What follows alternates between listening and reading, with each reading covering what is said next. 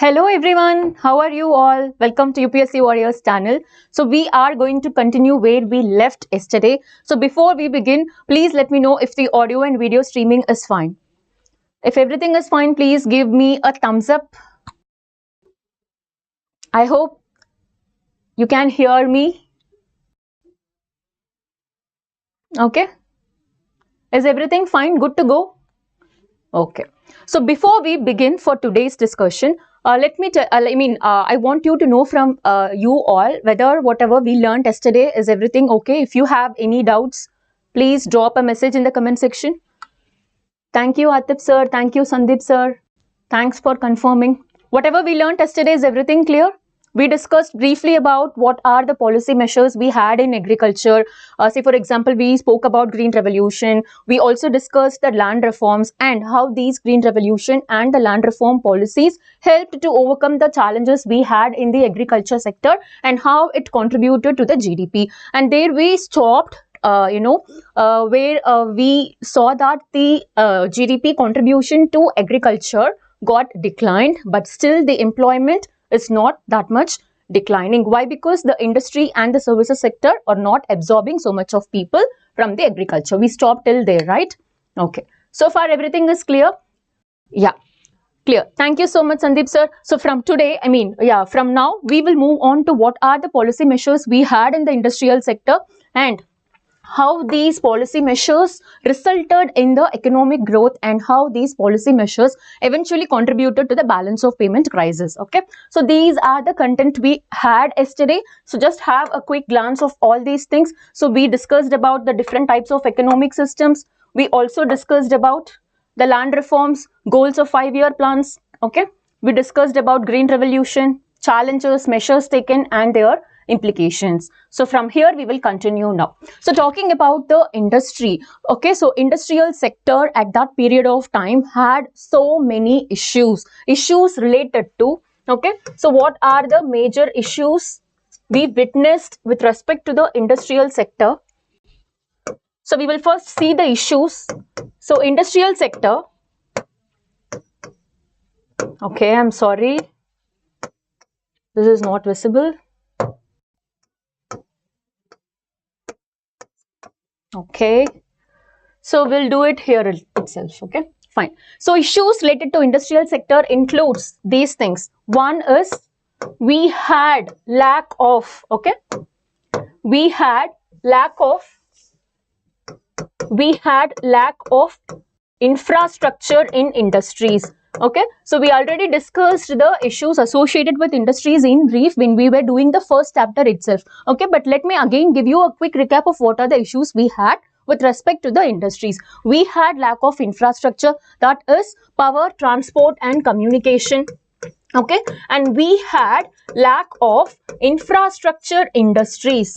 We had lack of infrastructure industries. What do I mean by infrastructure industries? It is the cement industry, it is the coal industry, it is the iron and steel industry, which are again going to support the infrastructure development in the country. So we were having lack of these critical infrastructure industries in place, right? And what else? What are the other issues we had with respect to the industries? We had lack of investable capital. We had lack of investable capital. So there is hardly, less amount of money even for both the public as well as the private to invest in the industrial sector. So capital was again very, very less.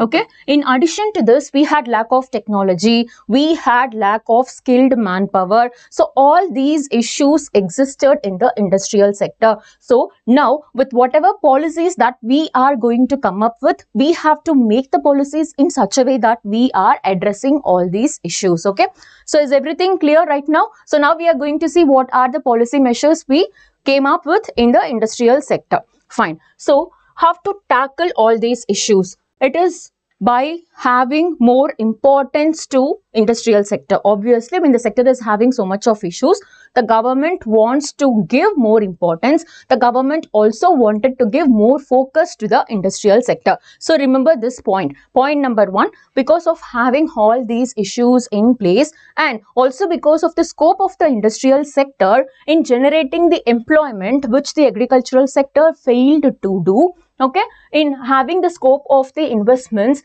okay, having the scope of the industrial sector in promoting the overall prosperity with modernization, okay, so then it has become primary focus for the government to focus on the infrastructure, the industrial sector. So this is the reason why we chose industry as the prime moving force. Okay, see, it was actually a question of debate whether India choosing industry as the prime moving force is correct or not. Okay, so after independence, yesterday we discussed about the measures we had in the agricultural sector, right? But then, although we had the proper conditions in place to choose agriculture as the prime moving force in the country, okay, so let me write it for you here.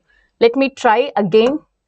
So just bear with me for 2-3 seconds. Someone is doing jadoo, I guess. Okay, so let's try to fix this.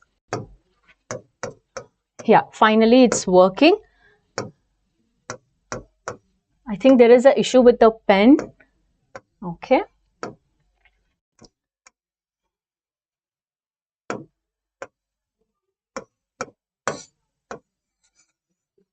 don't say that you're preparing for UPSC to your relatives. So these things will happen. Okay, not just to relatives, don't say to anybody. So see, talking about industry as the prime moving force. So what is this term called as prime moving force? We call it as PMF. Prime moving force is something, okay, which will act as the primary driving force of the economy. Say for example, in a country like India, which had agricultural prosperity and scope, so has to have agriculture as the prime moving force. I'll give you one more example. See, if you are studying a number of subjects in your UPSC preparation, and if you feel that you are good in history, you are good in economy, then economy would be your prime moving force, right? Because if you are weak in other subjects, you can make good score in economy, so has to drive your overall score to an average level or to reach the cutoff. Are you getting it? So what basically we are doing, we are analyzing the potential we have, we are analyzing the scope that is there, and choosing something which needs extra care or choosing something which can give you extra benefits as the primary moving force, so as to achieve the desired result. So this dilemma was also existing at that period of time when India got independence, to choose between the different sectors like agriculture and industry and decide which is going to be the prime moving force for India. So now we are going to talk about the industrial reforms, and that is why I am saying you what is meant by this prime moving force. So for a country like India, which sector do you think should be the prime moving force? Drop a message in the comment section, those who are watching. I want to read your comments. Okay, so which sector do you think at that period of time? So imagine the condition of India in 1950s. Okay, so at that period of time, what sector do you think will suit well for us to be chosen as a prime moving force? Okay, so what are the conditions we had in agriculture? Don't talk about the negative conditions. We will look at the possibilities now. Okay, so as to say, okay, since agriculture is having a large amount of scope because of having good amount of natural resources in the country, and we can also talk about that agriculture does not need that much amount of skilled manpower as compared to the other industrial sectors. So we can give these kind of examples. I want you to think on these lines and say, why do you think we should have chosen agriculture as a prime moving force? Give me some proper points for that. We have large amount of population dependent on agriculture. We have vast resources of cultivable land in India, and we have monsoon rainfall. Okay, so we have good soil with us, and again agriculture is something that is not, dependent upon the skilled manpower, right? And we also have to take care of the food security of the people. And that is why we have to focus on agriculture and choose agriculture as the prime moving force and do whatever you can do with this agriculture sector to drive your economy. Okay, so this is the meaning of prime moving force. And one point here, don't get it confused with the first 5-year plan. It's totally separate. So for every 5 years, we will have a different area or agenda to be given more focus. That is not something equal to the prime moving force. Okay, so forget about the agriculture given more importance in the first 5-year plan. That is not something we are talking about. We are talking about something which is going to be the driving force of the economy for a sufficiently longer period of time and not just 5 years. Okay, fine. So agriculture had all these conditions. And talking about the industries, so what are the conditions we had with respect to industries? There was lack of infrastructure, as I already told you, lack of infrastructure industries, lack of capital, lack of skilled manpower, lack of technology. Okay, so with all these conditions in place, okay, all these are negative points, right? We still went for having industry as the prime moving force of the country. So why it is so? Just a second. Ma'am, I have a class at 6. I'll finish it in 5 minutes. It's live. Oh, okay. I'll finish it in 10 minutes, probably. Yeah, okay. It's live. Sorry.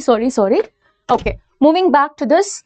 So we had all these issues in place with respect to industries, but still, why did we had industry as a prime moving force? It is because of these reasons. That is, if we are going to choose agriculture as a prime moving force, then obviously we need to have industrial setup in place for modernization of agricultural inputs. We need modern inputs even in the agriculture sector also. Again, that is not feasible for India to even depend upon what? Imports. Okay, so why? Because the countries which exported the agricultural machineries at that period of time did it according to their capacities and according to the needs of their own countries, which is not suitable again for India. Large scale machines or mechanizations or whatever it is, right? And it was also felt that choosing choosing agriculture as a prime moving force would be a poor ideology, because agriculture was considered backward. But when China was able to do it with agriculture, then all the countries